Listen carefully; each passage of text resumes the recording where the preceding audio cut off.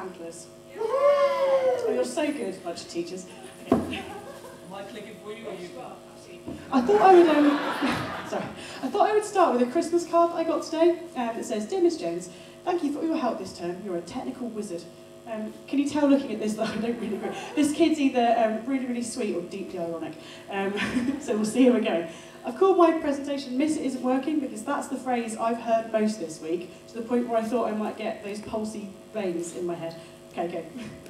So this was the lesson that did this to me, and it was actually a genius idea, like many of my ideas, but then didn't really work at all. And I have presided over some chaos in my time. I mean, I like glitter, you know. So the kids were going to make walkthrough videos of this Kodu game that they'd made. That is really geeky, but they were really into it. And they were going to use ScreenR to record it. Didn't work. And about this stage, year 7 had started going, "Miss doesn't work, Miss not working, it's not working, Miss." And not one of them tells you, right? The whole class has to tell you about once every 20 to 30 seconds. So I'm sitting there going, "Yeah, I know it's not working, I'm trying really hard to fix it, it's going to be fine." And then we'll use different screencasting, that's fine, and then we'll put it on YouTube, and then we're going to put it in Google Classroom so you can do nice peer feedback, and it was going to be really mint. And I was going to blog about it. Check out my workflow. No, it wouldn't go on YouTube because they couldn't open YouTube accounts, because you can't have a YouTube Google Apps for Education account unless you've got Google Plus turned on. And year 7, they're too young. Did I know that? No, I didn't. So the entire class had a complete meltdown because I've spent the whole week before going, "It's really important that your walkthrough video is really good because your whole term's assessment's based on it."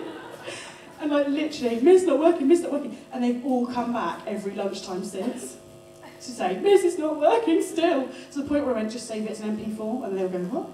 So yeah, that's kind of where I'm at the moment. I'll do something useful. The other thing is that I've got a whole school role in getting teachers to use technology, and I find myself saying, without any trace of irony whatsoever, "Have you tried turning it off and on again?" And you know what? 98% of the time, that fixes it, really. And I didn't even realise I'd started doing that until someone pointed it out. Pretty bad. Okay.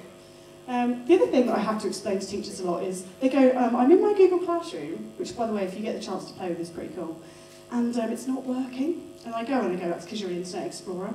And I have to have this whole conversation about why browsers don't work, because Google things play with Google things, so it has to be in Chrome, right? But, yeah, keep going. This is the point of my job, right? It's nurturing people, and people are really frightened of using technology and things that they might not be able to work. And it's not okay for me to go, "Ooh, it's in Internet Explorer," which is kind of what my inner voice is doing. Don't tweet that, please. But when people are going, "I put a PDF in and sent it out by Google and it's not working," and I go, "Because it's a PDF, isn't it?"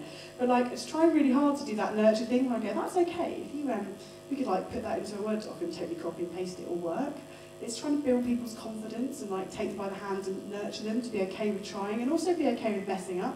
So we've got a lot of teachers that aren't used to messing up, and they're not used to being learners. Other things I've learned, just save yourself. School leaders, go to the Yik Yak website and get your school geo-fenced. Okay? I'm not going to tell you what happened at my school. I'll tell you later if you ask me, but I'm not doing it on this stage.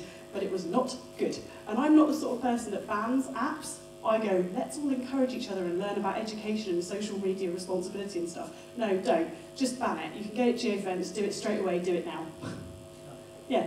Digital natives don't exist, okay? I'm going to slap the next person that says, "Oh, it'll be fine, we'll give the children iPads and they'll totally know how to use them." No, they won't. No, they won't. They'll be really bloody good at using Instagram. That's my Starbucks, right? They're really, really good at Instagram, but they don't understand about personal data, they don't understand leaving apps running in the background, they don't understand about any of it, right? And I've got kids who are still going, "I don't understand Google Drive." Cool.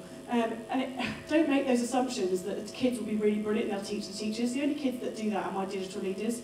Yeah, kids aren't that brilliant at it, and they need help and support. So I spent loads of time in classrooms doing how to use your iPad type lessons with 13-year-olds who think they know how to do it, but they kind of really don't. And this was an assembly that I did because we had loads of kids spending all their time on iMessenger. Like, I use the internet a lot, you know, I kind of try to break the internet occasionally, right? But we need to give that message across to young children that their real life is more important than their virtual life, and how to leave a group conversation is a really important skill, because you're still going to get busted for messaging even if it's not you that's the one doing it. Okay, so basically I want to finish off by saying it's just all about perspective. It was literally the worst lesson I've ever had, but I actually had some really good learning from it, that it didn't matter because they still kind of got the work done and everything was fine, and so it's perspective, innit? I think I've got one more, but he's gone. I'm here. He is, yeah, look at that. Yeah, there you go. I can tell I'm going to do my name anyway. I'm RachelJones, and I'm sorry, that was just me reflecting on the term I've had. It's been interesting. That's me on Twitter, and that's my blog, and thank you very much. Thank you.